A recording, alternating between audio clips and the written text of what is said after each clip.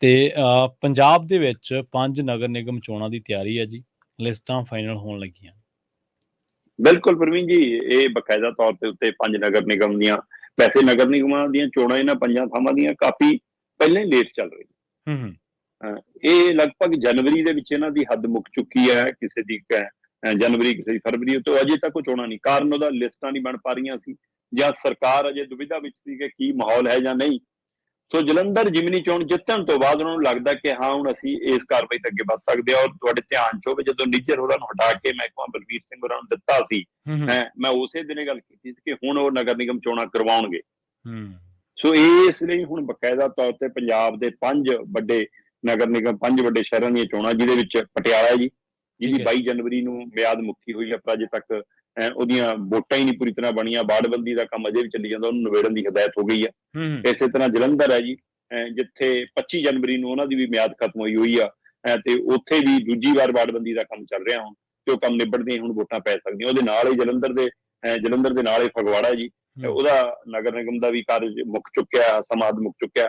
50 ward ਨੇ ਸ਼ਹਿਰ ਦੇ ਵਿੱਚ, ਤੇ ਉਹਨਾਂ ਦੀ ਦੁਬਾਰਾ ਸਾਰੀ ਲਿਸਟਾਂ ਤਿਆਰ ਲਗਭਗ ਹੋ ਗਈਆਂ, ਤੇ ਇਹਦੀ ਵੀ ਨਗਰ ਨਿਗਮ ਦੀਆਂ ਚੋਣਾਂ ਛੇਤੀ ਹੋ ਜਾਣਗੀਆਂ। ਇਸ ਤਰ੍ਹਾਂ ਲੁਧਿਆਣਾ ਦੇ ਵਿੱਚ ਵੀ ਚੋਣਾਂ ਮਤਲਬ ਪੈਂਡਿੰਗ ਪਈਆਂ ਨੇ, ਤੇ ਬਾੜਬੰਦੀ ਦਾ ਕੰਮ ਅਜੇ ਮਤਲਬ ਕਿ ਸ਼ੁਰੂ ਵੀ ਨਹੀਂ ਹੋਇਆ। ਸੋ ਲੁਧਿਆਣਾ ਵਾਲੀ ਨੂੰ ਲੱਗਦਾ ਕਿ ਜੇ ਸਮਾਂ ਲੱਗਦਾ ਜਾਂ ਅੱਗੇ ਪਿੱਛੇ ਕਰਾਉਣੀਆਂ ਪੈਣ ਤਾਂ ਉਹ ਵੀ ਹੋ ਸਕਦੀਆਂ, ਜਾਂ ਇੱਕ ਰਫਾਵੜ ਤਰੀਕੇ ਨਾਲ ਕਰਾਉਣੀਆਂ ਤਾਂ ਉਹ ਵੀ ਹੋ ਸਕਦੀਆਂ ਨੇ। ਪਰ ਇਸੇ ਤਰ੍ਹਾਂ ਅੰਮ੍ਰਿਤਸਰ ਦਾ ਨਗਰ ਨਿਗਮ ਦਾ ਕਾਰਜਕਾਲ ਵੀ ਜਨਵਰੀ 'ਚ ਮੁੱਕ ਗਿਆ ਸੀਗਾ, ਪਰ ਅਜੇ ਤੱਕ ਚੋਣਾਂ ਨਹੀਂ, ਬਾੜਬੰਦੀ ਦਾ ਕੰਮ ਚੱਲ ਰਿਹਾ। ਅਜੇ ਵੀ 85 ਦੇ ਕਰੀਬ ਵਾਰਡ ਨੇ ਇੱਥੇ। ਸੋ ਇਹ 5 ਪਟਿਆਲਾ, ਜਲੰਧਰ, ਫਗਵਾੜਾ, ਲੁਧਿਆਣਾ ਤੇ ਅੰਮ੍ਰਿਤਸਰ, ਇਹਨਾਂ 5 ਦੇ ਵਿੱਚੋਂ 3-4 ਥਾਵਾਂ ਤੇ ਲਗਭਗ, ਕੁਝ ਥਾਵਾਂ ਤੇ ਦੂਜੀ ਵਾਰ ਬਾੜਬੰਦੀ, ਕੁਝ ਥਾਵਾਂ ਤੇ ਪਹਿਲੀ ਵਾਰ ਵੋਟਰ ਸੂਚੀਆਂ ਤਿਆਰ, ਤੇ ਲੁਧਿਆਣੇ ਦੇ ਕੰਮ ਨੂੰ ਛੱਡ ਕੇ ਬਾਕੀ 4 ਥਾਵਾਂ ਦੀ ਲਗਭਗ ਕਾਫੀ ਹੱਦ ਤੱਕ ਨਿਬੜਨ ਦੇ ਕਿਨਾਰੇ ਨੇ। ਤੇ ਇਹਨਾਂ 4 ਥਾਵਾਂ ਤੇ ਪਹਿਲਾਂ ਜਾਂ ਲੁਧਿਆਣੇ ਦੀ ਵੱਖਰੀ ਜਾਂ 5 ਦੀਆਂ ਇਕੱਠੀਆਂ ਕਰਾਉਣ ਦੀ ਕਵਾਇਦ ਹੈ ਸਰਕਾਰ, ਕਿ ਮਾਹੌਲ ਬਣਿਆ ਜੀ, ਅਸੀਂ ਖਾਸਾ ਕੁਝ ਕਰਤਾ, ਆਪਣੀਆਂ ਗਰੰਟੀਆਂ ਦਿਖਾ ਲਈਏ, ਕੇਜਰੀਵਾਲ ਨੂੰ ਫਿਰ ਪੰਜਾਬ ਲਿਆਈਏ, ਘੁਮਾਈਏ। ਤੇ ਇਸ ਲਈ ਜੀ ਇਹ 5 ਨਗਰ ਦੀਆਂ ਚੋਣਾਂ ਕਿਸੇ ਵੀ ਸਮੇਂ ਐਲਾਨੀਆਂ ਜਾ ਸਕਦੀਆਂ ਜੀ। ਤੇ ਪੰਜਾਬ ਦੇ ਵਿੱਚ 5 ਨਗਰ ਨਿਗਮ ਚੋਣਾਂ ਦੀ ਤਿਆਰੀ ਹੈ ਜੀ। ਲਿਸਟਾਂ ਫਾਈਨਲ ਹੋਣ ਲੱਗੀਆਂ। ਬਿਲਕੁਲ ਪ੍ਰਵੀਨ ਜੀ, ਇਹ ਬਕਾਇਦਾ ਤੌਰ ਤੇ ਉੱਤੇ 5 ਨਗਰ ਨਿਗਮ ਦੀਆਂ, ਵੈਸੇ ਨਗਰ ਨਿਗਮਾਂ ਦੀਆਂ ਚੋਣਾਂ ਇਹਨਾਂ 5 ਥਾਵਾਂ ਦੀਆਂ ਕਾਫੀ ਪਹਿਲਾਂ ਹੀ ਲੇਟ ਚੱਲ ਰਹੀ। ਇਹ ਲਗਭਗ ਜਨਵਰੀ ਦੇ ਵਿੱਚ ਇਹਨਾਂ ਦੀ ਹੱਦ ਮੁੱਕ ਚੁੱਕੀ ਹੈ। ਕਿਸੇ ਦੀ ਜਨਵਰੀ, ਕਿਸੇ ਦੀ ਫਰਵਰੀ ਤੋਂ ਅਜੇ ਤੱਕ ਉਹ ਚੋਣਾਂ ਨਹੀਂ। ਕਾਰਨ ਉਹਦਾ ਲਿਸਟਾਂ ਨਹੀਂ ਬਣ ਪਾ ਰਹੀਆਂ ਸੀ, ਜਾਂ ਸਰਕਾਰ ਅਜੇ ਦੁਵਿਧਾ ਵਿੱਚ ਸੀ ਕਿ ਕੀ ਮਾਹੌਲ ਹੈ ਜਾਂ ਨਹੀਂ। ਸੋ ਜਲੰਧਰ ਜ਼ਿਮਨੀ ਚੋਣ ਜਿੱਤਣ ਤੋਂ ਬਾਅਦ ਉਹਨਾਂ ਨੂੰ ਲੱਗਦਾ ਕਿ ਹਾਂ ਹੁਣ ਅਸੀਂ ਇਸ ਕਾਰਵਾਈ ਤੇ ਅੱਗੇ ਵੱਧ ਸਕਦੇ ਹਾਂ। ਔਰ ਤੁਹਾਡੇ ਧਿਆਨ 'ਚ ਹੋਵੇ, ਜਦੋਂ ਨਿੱਜਰ ਹੋਰਾਂ ਨੂੰ ਹਟਾ ਕੇ ਮਹਿਕਮਾ ਬਲਬੀਰ ਸਿੰਘ ਹੋਰਾਂ ਨੂੰ ਦਿੱਤਾ ਸੀ, ਮੈਂ ਉਸੇ ਦਿਨ ਇਹ ਗੱਲ ਕੀਤੀ ਸੀ ਕਿ ਹੁਣ ਉਹ ਨਗਰ ਨਿਗਮ ਚੋਣਾਂ ਕਰਵਾਉਣਗੇ। ਸੋ ਇਸ ਲਈ ਹੁਣ ਬਕਾਇਦਾ ਤੌਰ ਤੇ ਪੰਜਾਬ ਦੇ 5 ਵੱਡੇ ਨਗਰ ਨਿਗਮ, 5 ਵੱਡੇ ਸ਼ਹਿਰਾਂ ਦੀਆਂ ਚੋਣਾਂ, ਜਿਹਦੇ ਵਿੱਚ ਪਟਿਆਲਾ ਜੀ, ਜਿਹਦੀ 22 ਜਨਵਰੀ ਨੂੰ ਮਿਆਦ ਮੁੱਕੀ ਹੋਈ ਹੈ, ਪਰ ਅਜੇ ਤੱਕ ਉਹਦੀਆਂ ਵੋਟਾਂ ਹੀ ਨਹੀਂ ਪੂਰੀ ਤਰ੍ਹਾਂ ਬਣੀਆਂ। ਬਾੜਬੰਦੀ ਦਾ ਕੰਮ ਅਜੇ ਵੀ ਚੱਲੀ ਜਾਂਦਾ, ਉਹਨੂੰ ਨਿਬੇੜਨ ਦੀ ਹਦਾਇਤ ਹੋ ਗਈ ਹੈ।